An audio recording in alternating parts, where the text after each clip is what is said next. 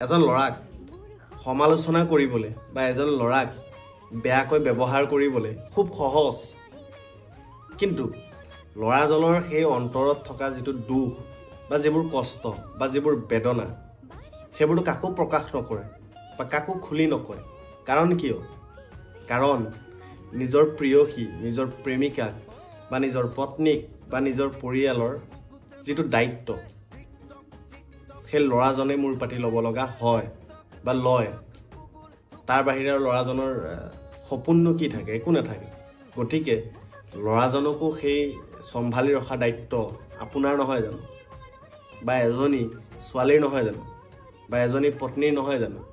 গতিকে লৰাজনকো সেই সমানেই মৰম কৰা দায়িত্ব আপোনাৰ নহয় জানো গতিকে লৰাজনকো মৰম কৰিবলৈ শিকক